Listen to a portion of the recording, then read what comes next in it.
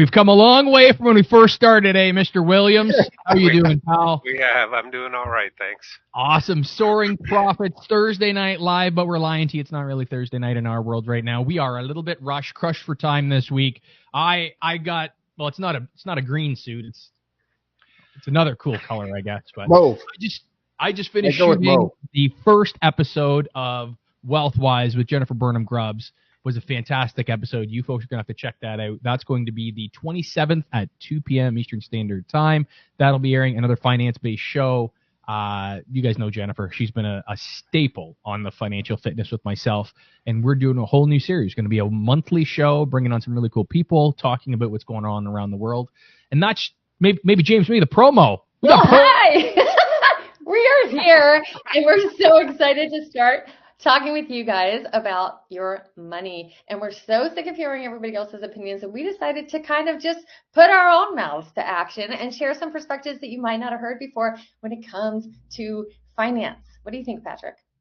Well, I am just thrilled to be here. I am joined by the beautiful Jennifer Burnham-Grubbs, myself, Patrick from Soaring Prophets Podcast, Soaring Prophets Media. And that's exactly right, Jennifer. We're here taking a little different angle on this. There's so many of the talking heads. There's so many of the pundits out there that they're doing their piece. And we're trying to give a different perspective on the world of finance, the world of politics, what's going on around us, and especially going into some kind of tumultuous times. Make sure to join us, like, subscribe, and share, and make sure to check out Jennifer. Well, that seems cool. We got kind of a new project, so that'll be a lot of fun. Nice. And then, James, what have you been doing? You've been kind of busy in the background there. Well, I've been busy producing all this stuff, but we came up with a concept of a brand new game show, which a lot of the profiteers already know. But the amazing Mark Reed, myself, and Pat will be the staples, the hosts, and we are going to go up against all the podcasters, all the great podcasters out there. Last weekend on the Sunday, you can see it on our YouTube channel. We went against the Tungermans. And coming up next month, we're going to be going against Going Commando, the two lovely ladies. Here we go.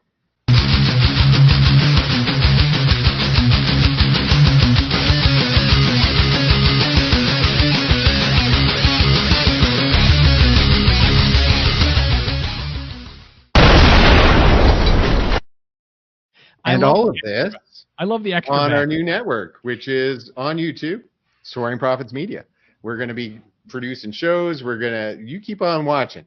We got a lot of stuff coming in the pikes. But today, Soaring Prophets Live, the OG, the man, the myth, the legend. Pat, why don't you tell him who he is? Well, Clay Williams, it's a pleasure to have you, pal. And like I say, you were one of our initials. James was going out and running all these long distance runs, these marathons, ran into a really cool guy. We had you on twice. First time we talked a little bit about the Canal Pursuit. The next time we just shot the shit about your motorcycle. And you're one of those guys that we honestly bring you up all the time when we talk to prospective clients because you did both. We had, your organization, the business, the charity that you're putting together. We had your passion project. And being able to do both is super important. So for all of you profiteers out there, welcome back, Mr. Clay Williams, once again. Thank you for joining us, pal. All right. It's my pleasure. It's great talking with you guys.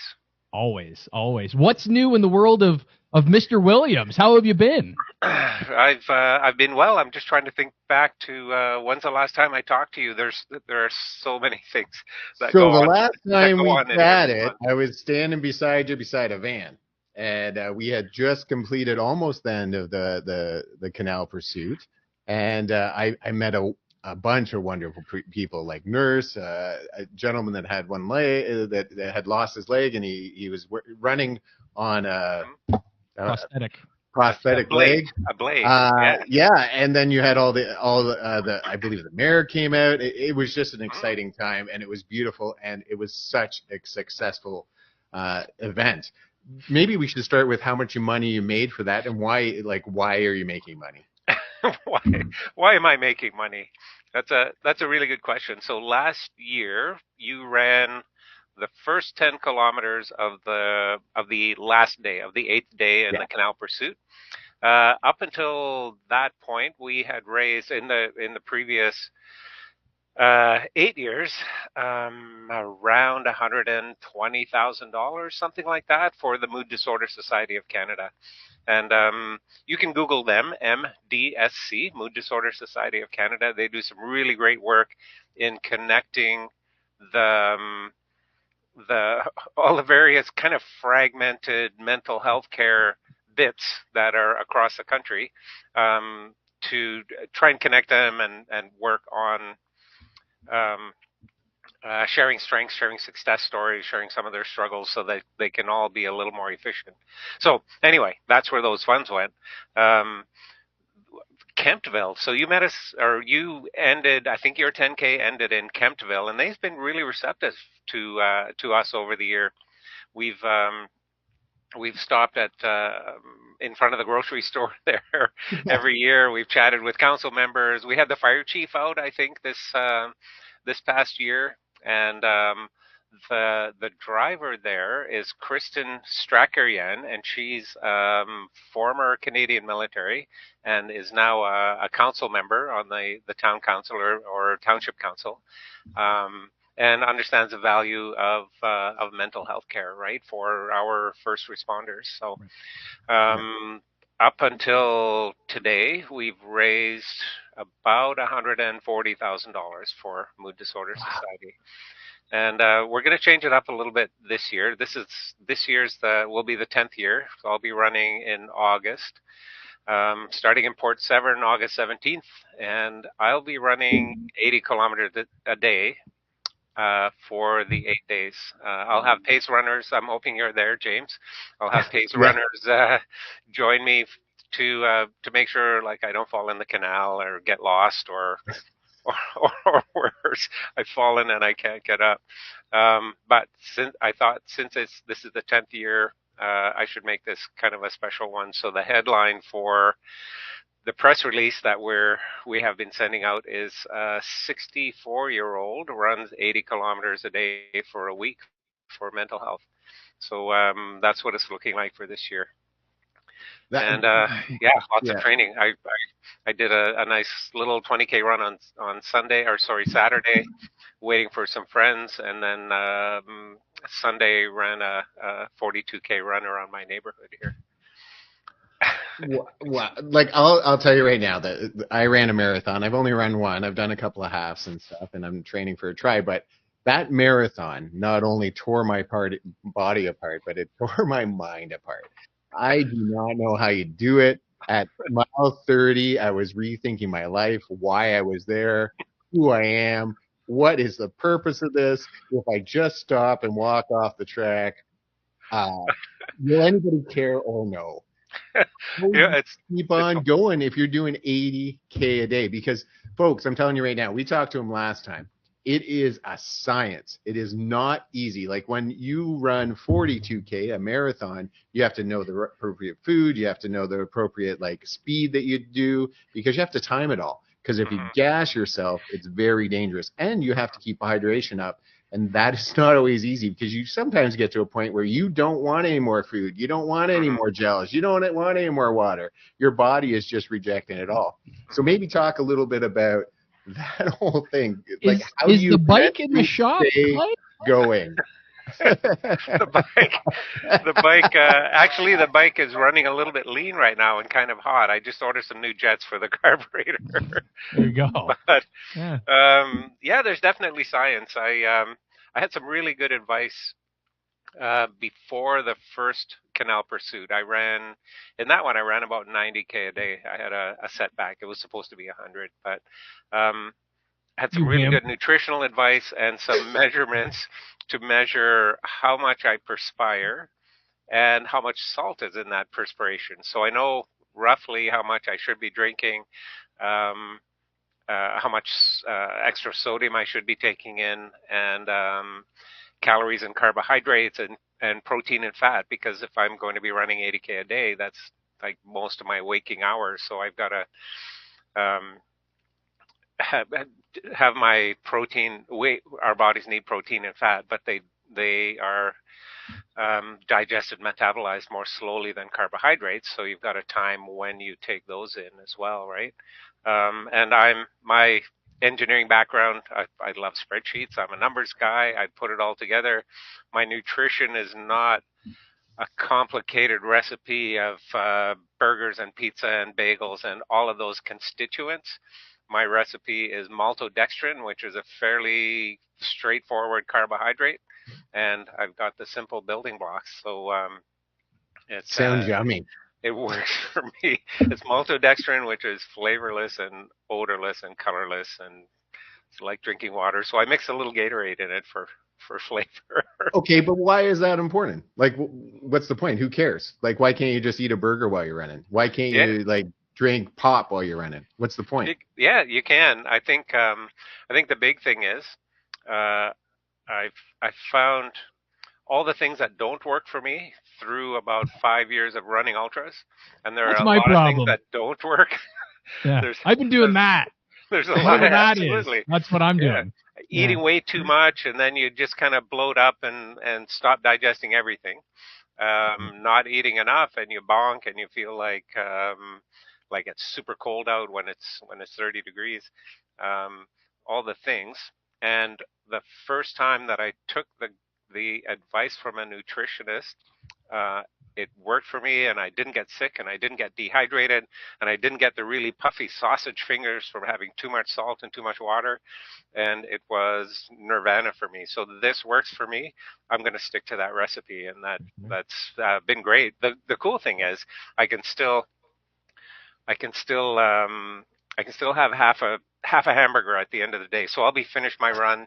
I'll have a protein shake with carbohydrates, because you need your protein and carbohydrates, and I'll suck back a slice of pizza or a burger or something, because we need the salt and we need the fat, right? And I'm not going to run with that in my stomach. It's going to digest for a few hours while I'm sleeping, so it's not an issue at all. But I literally. You profiteers out there, you know that for myself, I am sort of in awe of these guys. Like I'm a chunk younger than these guys, and the thought of running to my car is almost, like too much for me to handle. So James, I will give you an adieu. You have done amazing things in the running world. You continue to amaze. It's pretty impressive to see what you're doing in that light. But is it Mood Disorder Society of Canada again fundraising, or are we, as well? Yep. So the same organization. Actually, since last time I saw James, I was installed as a member of the board of directors of the Mood Disorder Society.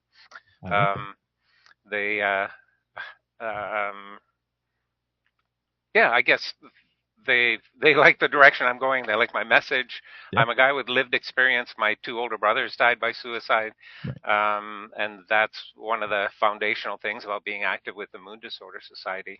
And I really still think that the reason I'm sticking with that organization and this area is I really do think that Canada's mental health care system needs work. Ooh. And being on the board of directors now, that puts me in a place where I can kind of help direct some of that work, right? Absolutely. It's kind of cool. So I started out as this engineering guy with a thing to get people's attention, and then the desire to redirect that attention to the mental health, this kind of nebulous mental health thing. Yeah. And it's kind of cool that over the last 10 years we've really seen some big steps in recognizing the value of understanding mental health needs and working on treating it, right? Well, yeah. I have some ideas on what I think is flawed in the Canadian system for mental health, but what is the mood? Because I'm just a guy that, watches stuff and talks to like the occasional homeless person or like help people who are suffering. But you and the Mood Society probably do like surveys and see trends and stuff like that. And the Mood Disorder Society of Canada is actually trying to lobby to change laws in Canada. So what are you seeing? What are the major problems right now? We're working now. Let's see. There are quite a few different areas where Mood Disorder Society is working. A few of the principals in the organization have military backgrounds or connection to military. So working with our veterans has been a fairly big focus. But our big focus in the last couple of years has been listening to all of the community mental health organizations.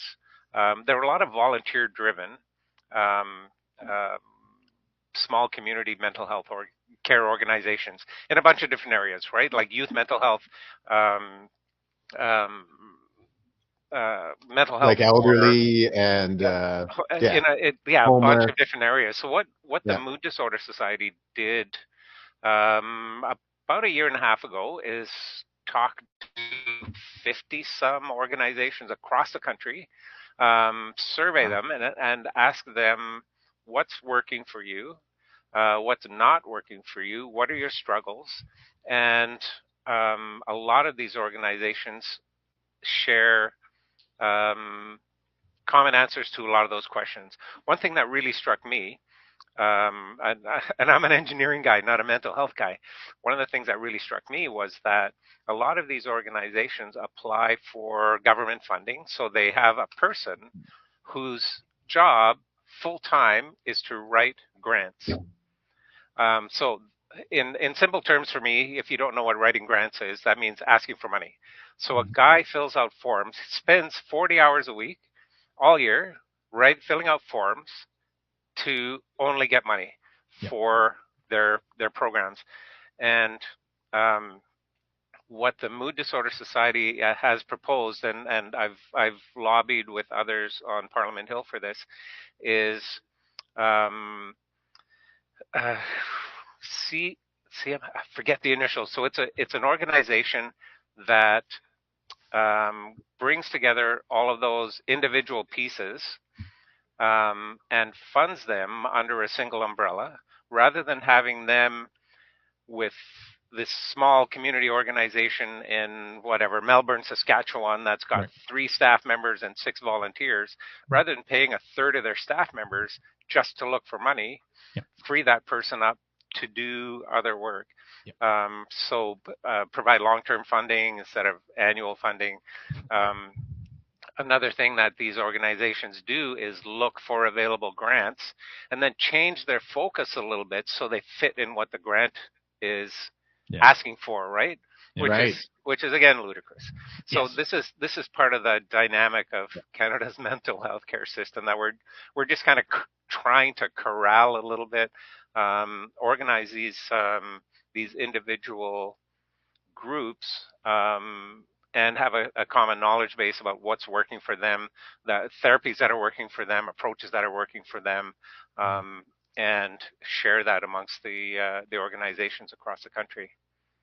Yeah, we were super lucky to interview the director of the organization about a year ago now. Right. First name, James? Was it Ken? Probably Ken Porter? It was definitely Ken. Ken. And Ken was one of those guys that, like, exactly like you say, he's somebody that's out there trying to do, God's work at the end of the day. Like this is somebody who's out there really, truly caring. The empathetic side of him just exudes. He did a couple great little spots with us here with Soaring Prophets. And one of the things that he said was, you have so many organizations around and it's so piecemeal. Why don't we create an organization that can do exactly what you guys are doing? And I'm glad, Clay, that you are able to come aboard there. I think that, with what you've done with the Canal Pursuit, your ability to organize people, that is not an easy project to do, the run piece, right? When the amount of people you have there, and now put it in such a unique light as the mental health issue that we have in Canada. I think that is a great fit. I think that's going to be a fantastic partnership for both of you guys going forward. And obviously, at the end of this, we'll be picking your on how Soaring Prophets can jump in there and help you folks continue to do the fantastic work what you do. But what are some things that are coming down the pipe for, the Mood Disorder Society? What's up? What are you guys working on for the summer? Obviously, Canal Pursuit. But then what? What are some other new things that are working? Yeah, I was just thinking today, I haven't heard from our national executive director in a few months. I was thinking of getting in touch and saying, hey, what's going on? So I can't answer that question because I didn't call him and ask him, hey, what's going on? We're definitely working. Oh, one thing that's really successful for mood disorders in the last little while is a veterans, let's say helpline, a call in, Okay. a program where veterans can register for the program. There's a better word for that. Yeah. And have another veteran call them just to chat. Amazing. Wow. That's very cool. Just a fellowship thing, right? And it's taken off way beyond what we had initially expected. That's going really great. So Canal Pursuit this year, the Defeat Depression campaign celebrated, I think, 11 years this year, maybe 12, and they have their big month of May publicity thing, and then local walks at a dozen places across the country. There's a good sized one in Sudbury, for example, where there's some community drivers, and they do the fundraiser and awareness campaign on the last weekend in May. So that was a really good one. We had a fair amount of publicity with that, and I'm trying to think of Jessica Holmes from This Hour Has 22 Minutes was our guest host, and she did a bunch of spots that were posted during the month of May. It was kind of neat. That's cool. Also this year, I don't think you met her, James, when you were there last year, but Michelle Smith. But she's going to come on her show. Oh, excellent. Yeah. She's going to be running during the last 24 hours of the Canal Pursuit. She'll be running from Merrickville, not far from where you started, to Parliament Hill on a little different route because I wanted her to go past a bunch of fire halls. So she'll be passing 13 fire halls, police detachments, and paramedic posts on the way to Parliament Hill. And she'll meet me for the last 3 kilometers. She's running in full firefighting gear, 100 kilometers in 24 hours. Jeez, and she's training. That is wild because it's built to keep the heat out. Yeah. So exactly. I can imagine it keeps the heat in. Exactly. Yeah, Humidex today is like 140 for those of you that are watching from, the sunny California where we just had the interview. Like, it feels like 42, feels like 90-ish, 95-ish. Yeah.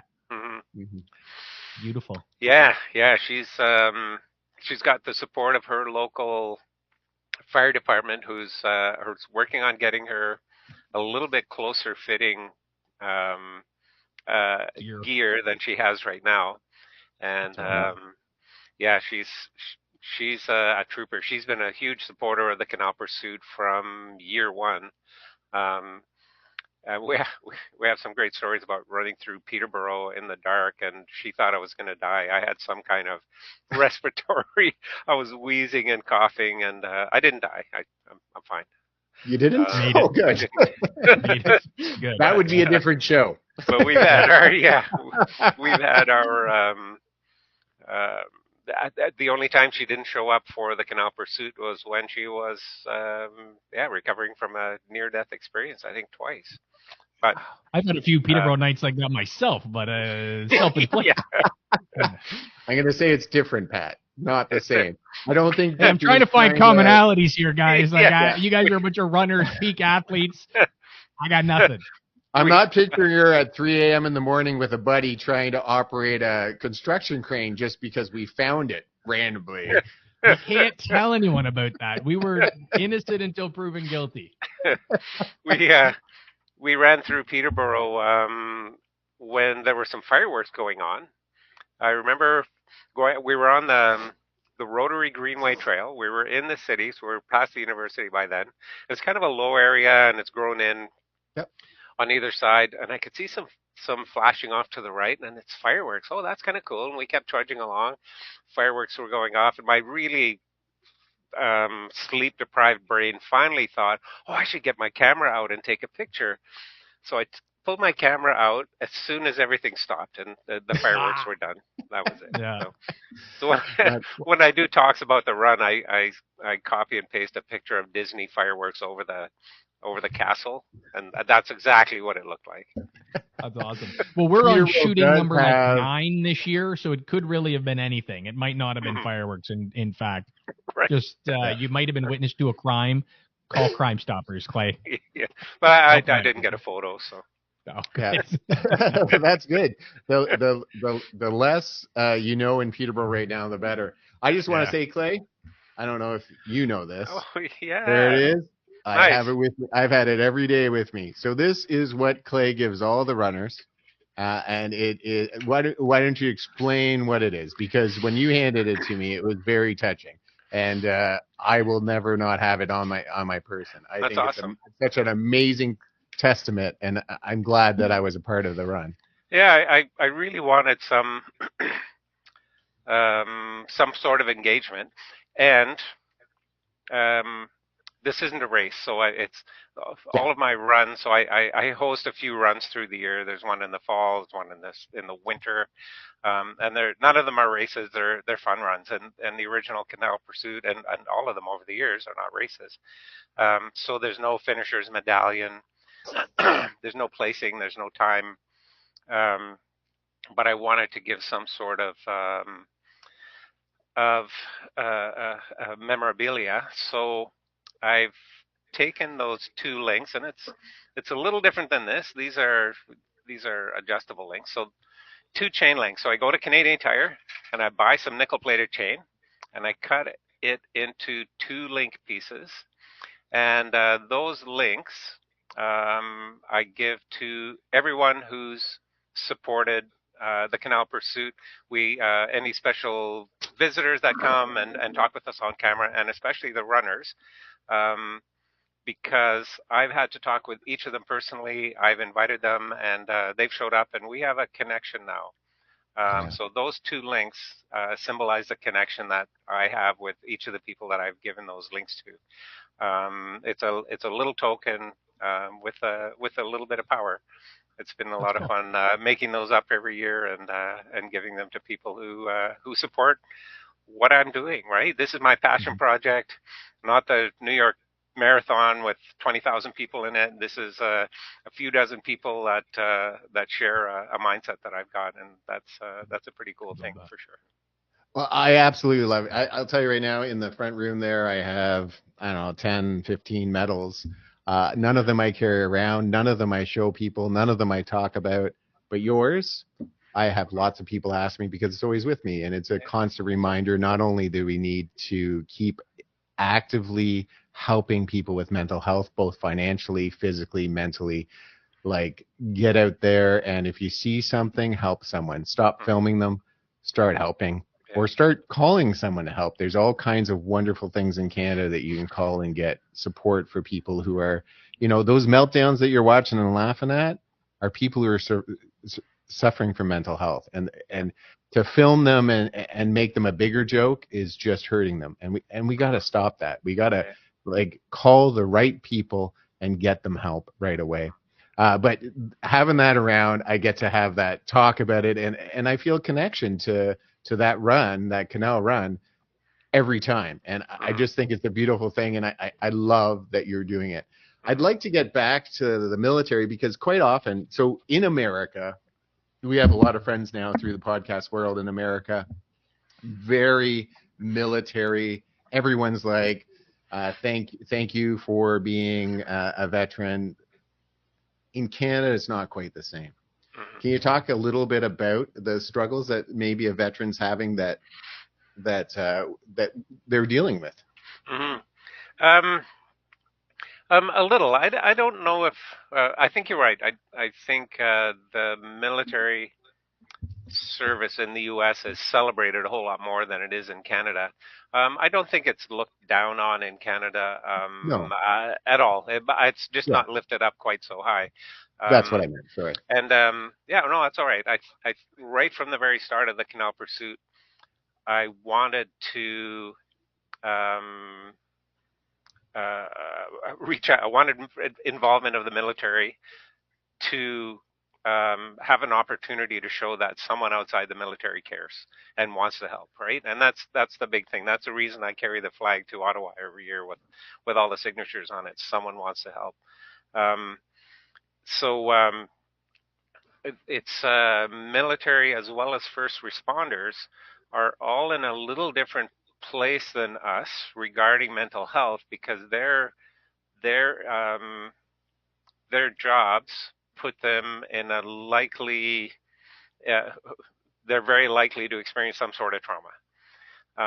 And they're going to see things that they encourage everyone else to run away from, right?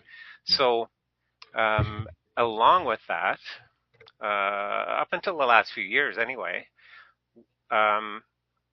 the right thing to do for military and first responders when they're struggling mentally is suck it up, hide it, and keep on going.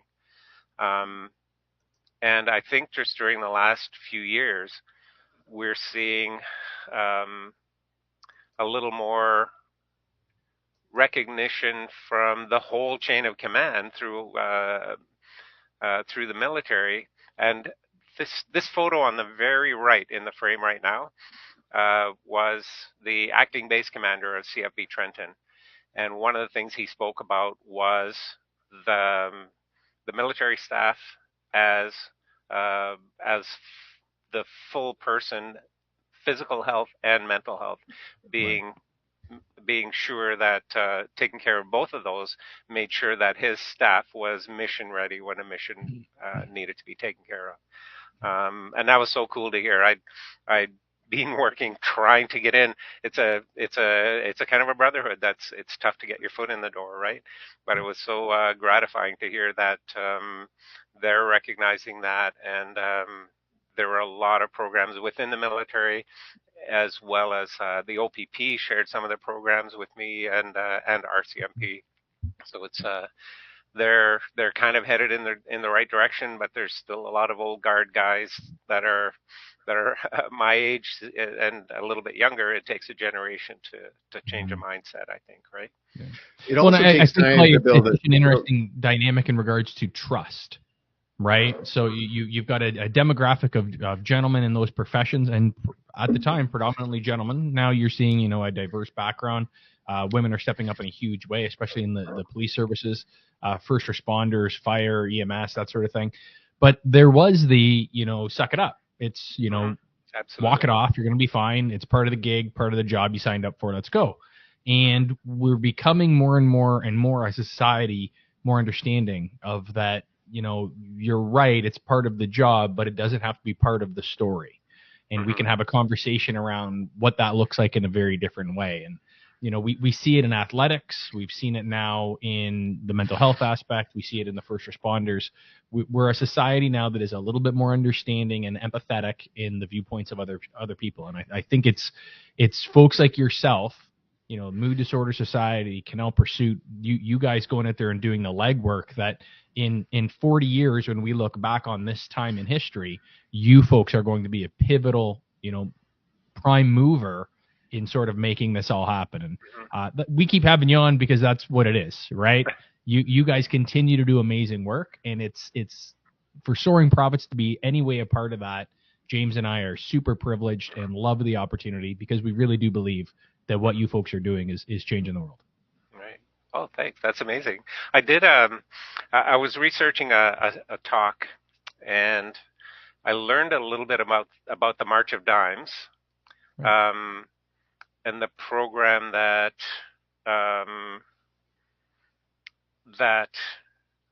ended tuberculosis. Right. So tuberculosis in the 1800s was a huge killer. Completely not understood. It just killed a bunch of people. It was citizens and non-medical citizens who were fundraisers because they knew something had to be done. They didn't know how to cure this thing, but they knew doctors should know how. And how do you get doctors? You pay them. So raise a bunch of money to pay doctors, pay the smart guys to figure it out so that they could cure this thing. That was the inception of the March of Dimes that created a huge fundraiser for research, eventually treatments, and tuberculosis is all but gone from the world. Wild. By concerned citizen A few activists that started that ball rolling. And when I first started with the Canal Pursuit, I realized I'm definitely not a doctor. I'm not a therapist. I'm not a counselor, but I can talk to people. And if I talk to people about a thing, they'll be a little less uncomfortable talking about that same thing maybe to someone else. And that was my battle against stigma. There's this stigma around mental health. Let's talk about mental health so it makes it less uncomfortable. And that's been a really simple approach, and I think it's I've talked to enough people who have talked to other people, and it just kind of spreads, right? That's that movement. We've been so fortunate. Just last week, we were talking to an ex-OHL hockey player who is still playing hockey, but he was a captain on the Guelph. Yeah, he was happy, but he unfortunately lost someone, and he started raising money for mental health. Him and a bunch of some other people in the organization, and he's still doing it. And it was great. Part of it was great to see, like a sports guy. When you see a sports guy, macho, usually no nonsense, fit, talking about mental health and the need for it. I think that goes a long way, especially with men, because, like Pat and I have talked about this on the show so many times. It is hard as a male to show any kind of weakness. One, it used to be when I was younger, if you showed any kind of weakness around other males, they just tore you apart. It was like you were bleeding in the water. Yeah. But two, it's just like, I don't know.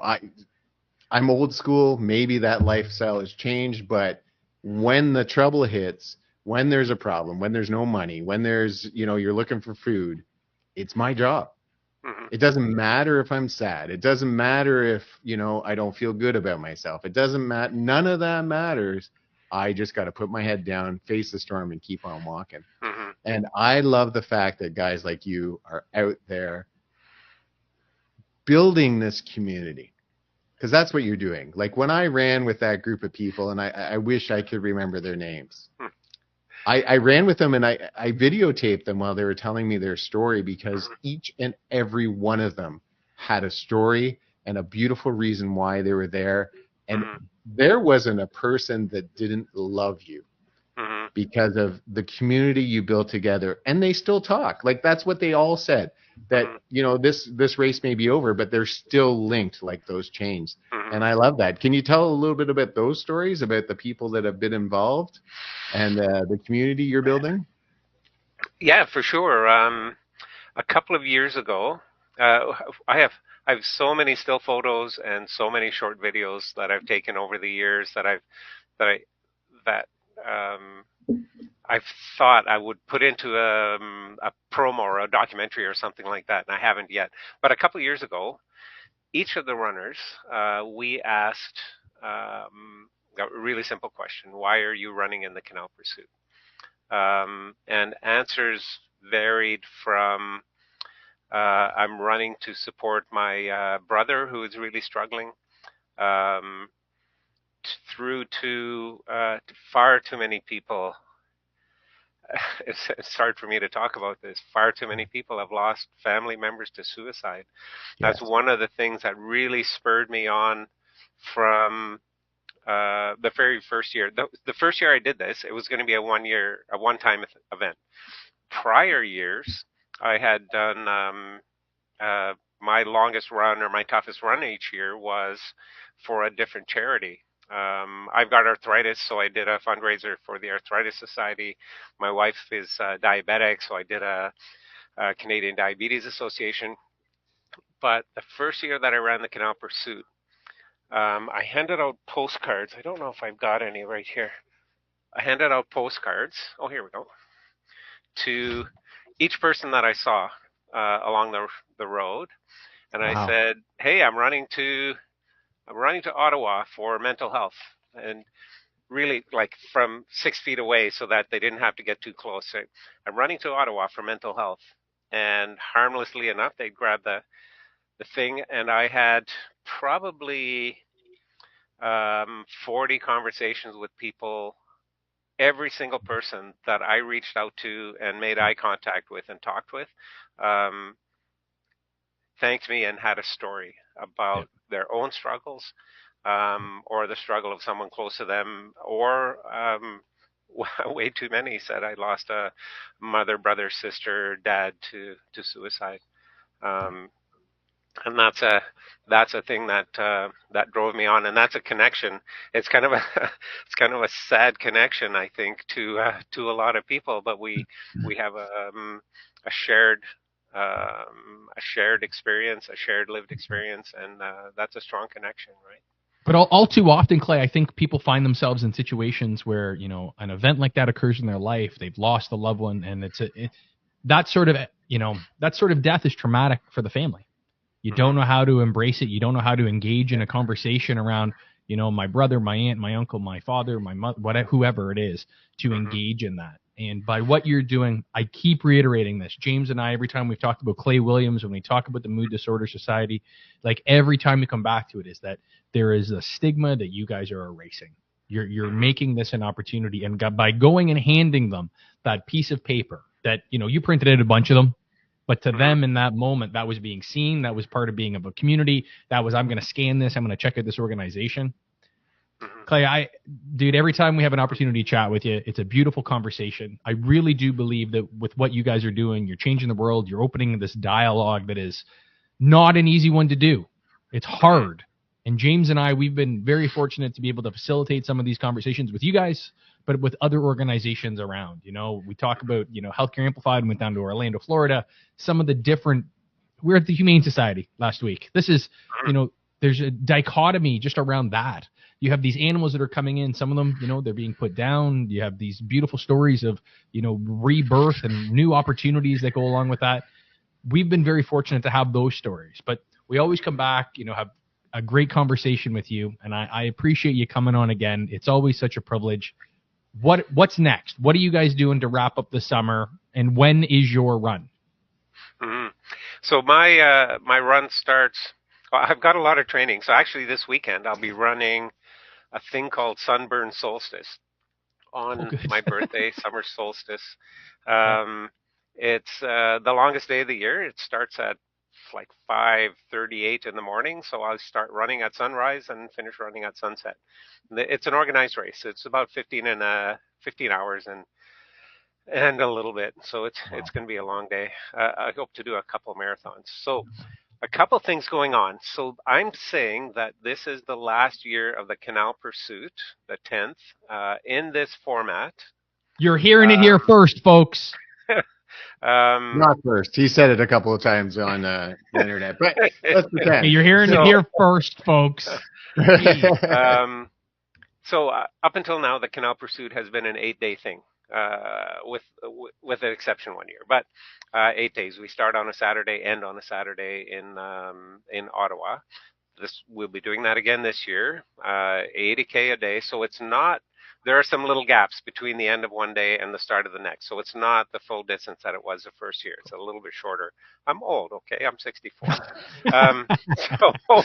If you did 80K and that was it, that's the whole race, I'd still want to give you money. Like, don't tell me that. So the next, what we want to do the next year, so that I can enjoy a little bit of retirement time, is have the Canal Pursuit on a single day in several locations. So nice. We've got decent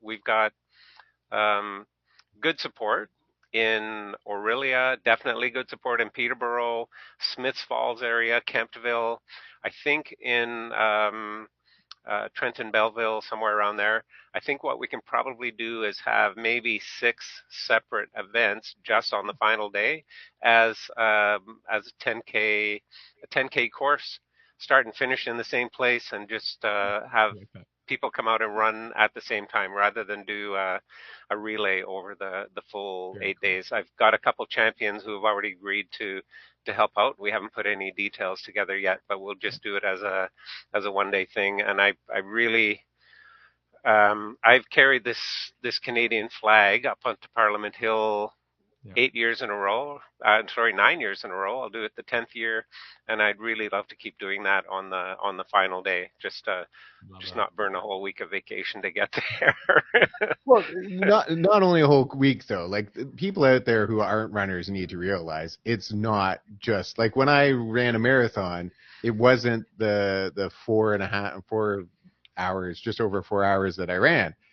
That was the short time. That was the easy part. It was the months of training you have to put in, the months of like testing your body and making sure it's fueled right. Like I get why you want to take a little break because it must take you 6 months to get prepared. Yeah, absolutely. My training starts in earnest in January. Yeah, I'm on the calendar. So I don't know if you people know what it's like in January, but it's not running weather. No, it's no, and that's part of the thing, right? So a big part of my last 3 or 4 weeks was entering the pain cave again. So I've had runs up to 20, 25 kilometers, and that's not a big thing. I can run that fairly solid, and I'll get kind of achy towards the end. I might get blisters or something like that, depending on the terrain. But if I'm going to be running 80K a day, I have to make friends with the pain cave because I can't let my brain keep rejecting that day after day. It won't work, right? So last weekend, the weekend before, I hiked about 60K with kind of a light-weighted pack. It was probably 25 pounds or something like that. Yeah. With a you guys should try hedonism. It's fantastic. I'm just saying. A little hedonism. Yeah, man. So I was feeling, that was Saturday. I'm feeling kind of beat up on Sunday morning, so I went out for a 30K run just to say, hello, old friend, I'm back, and welcome. Pat, because he was tired, he went for a 30K run. I'm just saying. Yeah, I felt good this past Sunday and went for 42. Wow. But my body's getting back used to it again, but I have to have my brain in the right place, right? And with this kind of thing, I don't make a plan B. There is no plan B. There is no escape. There is no exit hatch. I have to make it to Ottawa at 4:30 on August 24th. So if people want to be a part of this race, what do they do? Call me. Not race, sorry, run. Yeah, no. So the website's below there, but. Yep. You know what? Even better than that, if you can edit that, that'll get them in touch with me. But canalpursuit.defeatdepression.ca has a bunch more information.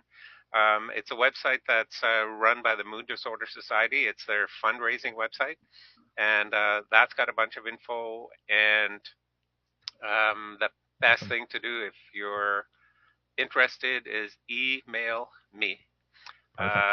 canalpursuit@gmail.com. I love it. And Clay, we'll find a way to get you involved. Clay, it's always such a pleasure, pal. I love what you're doing. It's such a cool thing. You guys are insane.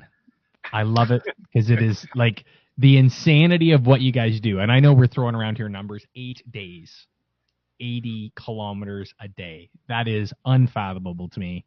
I've made the joke for years now. Boys, get a car. It's easier, but it's so true. You guys are wild. I love what you're doing. Keep doing it. And, when we jump off here, James is going to pick your brain about how we can help you, I'm sure. Because especially if you're going to do some events, we want to be a part of it. We want to help you guys. We really, with what we were doing with the Mood Disorder Society last year, we had a big event all planned, and it was going to be out of Arizona. And it sort of went upside down on us in a big way where the organizer kind of pulled out last minute. So we've got some retribution we got to fill back to you guys. So we love what you're doing. From me, folks, Soaring Prophets, you guys saw all the highlights this morning. You saw what we're working on. Always cool stuff. And sometimes you even get to wear a mauve suit. I never thought I'd say it. A mauve suit. From me, folks, let's make some money together, guys. Yeah, you keep your eyes out because when he's doing Wealthwise, he's going to be wearing all kinds of suits. He's a little bit of what's his name? The great hockey Oh, Don look at Cherry. Don Cherry, a little bit of a Don Cherry. You guys Yeah. can, maybe make bets on what color suit he's going to wear next. It'll be fun. Clay, it's always a pleasure when you come on. I think what you're doing is amazing. Pat, you cannot even put me in anywhere near where he's at, because 42 is my max, and that is like once maybe a year. Like I get it. The 2024, I can do that right now. I can go do it. When you get to that certain point of running, it's just that's a normal day. But after 30, that's when my brain just says no, stop. So I couldn't even fathom 80, and you're doing it every day for 8 days, and I think that you must have a strong will in order to do that, and you have a lot of great support, and I love it. I love that you're helping the military and the often not thought about, and it's your job, so you should just suck it up kind of jobs like police and paramedics and firemen and women. I think it's amazing that you're thinking of them, and I think it's amazing that you're helping change laws through the Mood Disorder Society, because I agree. I think it's a shame that a charity that is doing amazing work has to change, not because their community has changed and the community's need has changed, but change so they can get money from the Canadian government. And I think that's a terrible thing. It should be, this is what we're doing. We're doing a beautiful thing, and it matches what our community needs right now, not the other way around. And I love that you're pushing that agenda. And finally, guys out there, profiteers, people who are just watching us for the first time, I'm telling you right now, if you're suffering right now, you have mental health, you're stressed, you're anxious, or maybe you just need someone to talk to. The best thing to do is create a community. Whether that's reach out to me, DM us. You can reach us on soaringprophets.com, or reach out to a friend, a stranger, but start talking. It's okay to talk. It's okay to be vulnerable. It's okay to be weak. I do it all the time. I do it on this show. I do it with friends. These are stories. This is your life, and you're important. Who knows? You decide to keep on going and end up changing the world like Clay above us here. And if you want to, help change the world and share your story a little bit more, maybe contact Clay, and maybe through helping Clay and the Canal Pursuit and the Mood Disorder Society of Canada, you'll find that community that will lift you higher. And I'm telling you right now, it may seem so dark that you can't stand up. I've been there. I've stood in that spot. I've thought that I can't step forward at all. I reached out to someone, and I realized that I could keep going. That's it for me. I love you. Let's all heal our minds, bodies, and souls together. Have an amazing day.